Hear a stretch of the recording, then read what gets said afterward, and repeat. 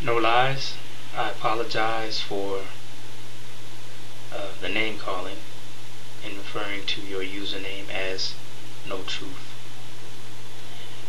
And also, if I offended you by mocking your video style, I meant no harm. I was only trying to be funny, and since it was not funny to you, I apologize. I simply referred to you as No Truth because by having a username of No Lies, it implies that you are telling the truth about certain things. And I want YouTubers to know that just because you have a username of No Lies doesn't necessarily mean that you are not telling any lies. I'm not going to call you a liar. You have a right to your opinion. So, again, I apologize for calling you No Truth. I've already stated in my video about black supremacy that I am not a black supremacist. And if I wanted to be a black supremacist, I could be one, and I could state if I wanted to be a black supremacist in idea, because that's all it is. It's an idea. There is such a thing as an idea of black supremacy. There are people who believe that black supremacy is the solution to the race problem. However, there is no system of black supremacy that subjugates white people in any of the areas of activity.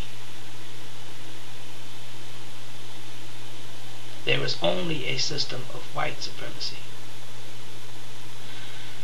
In response to your comments about Marcus Garvey, here is a book for you and all others to read. It's called The Philosophy and Opinions of Marcus Garvey. It is his words. In it, he talks about the so-called meeting with the Klan, and all of his other opinions. Now, what you should do is go out and get this book, and I recommend other YouTubers to go out and get this book and read it for yourself and hear Marcus Garvey's words and see for yourself if he is truly a black supremacist. This is the best I can do.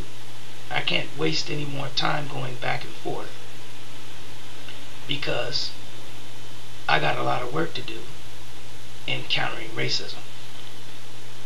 I will read you one thing. In reference to to Marcus Garvey's involvement with the Klan, it all started from a letter that was written and then sent to the Attorney General, the Honorable Harry M. Daugherty, United States Attorney General, Department of Justice, Washington, D.C. It was addressed to him January 15, 1923. It was sent to him by 8 black males who had a problem with Marcus Garvey and his organization called the Universal Negro Improvement Association, not the Rastafarian movement. In this letter, which is in the back of the book, and Marcus Garvey says that you can access these records. They are court records, and I'm pretty sure you can still find them today.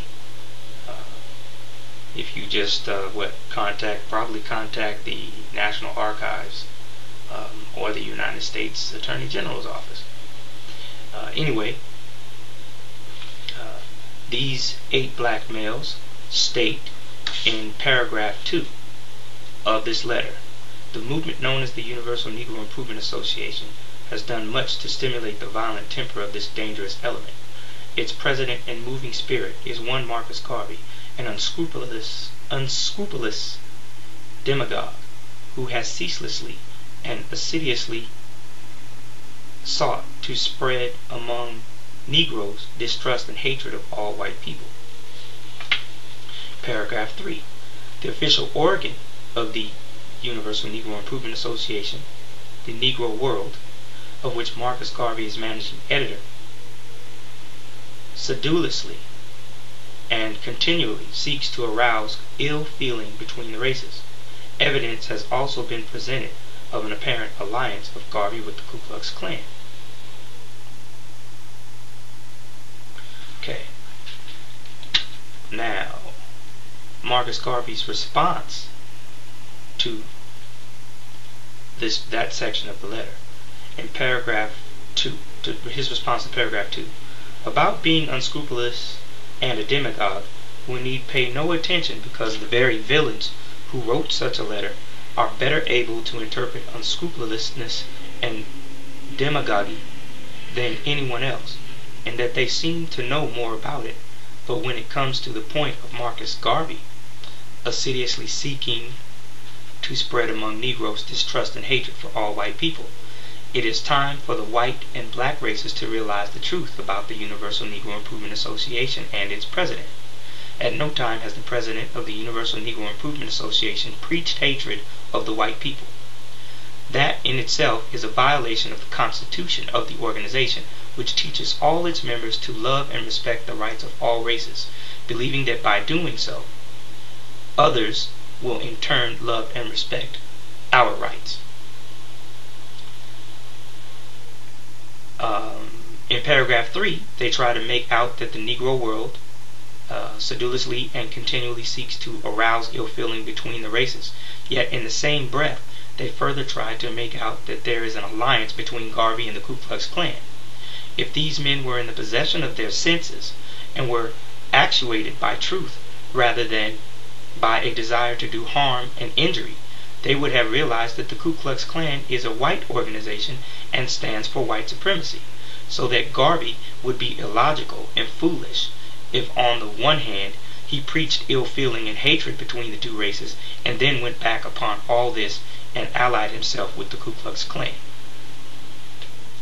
These wicked maligners, above the protest of Marcus Garvey and the Universal Negro Improvement Association for over 100 times, are still endeavoring to make it appear as if there is some understanding between the president of this organization and the Ku Klux Klan. So, there you have it. That whole story of him meeting with the Ku Klux Klan is just that, a story. It's a fabrication. It's propaganda to help slander the Universal Negro Improvement Association and Marcus Garvey. That's what it was. There's no truth to it. But you can take that or let it alone. As I said, get the book yourself, read it. There's nothing in here about black supremacy at all. So, that's it. That's all I got to say. Believe him or believe me. Or hey, don't believe us at all, really. Go out and get the facts yourself. And always ask questions about everything. Don't let anybody tell you when slavery started or when it ended and how many years we were slaves. Go and do the research and look for yourself. Get yourself a library card and go to the library and ask questions about every possible subject you can think of. And look at both sides of the story. And think critically about those sides of the story, and then you decide what side you want to be on. You either want to side with the racists and promote and maintain racism, or you want to side with the counter-racists and eliminate racism, promote justice, reveal truth, and make sure that the person, regardless of whether they're white or non-white, who needs the most help, gets that help. This is SYN-Q. Peace.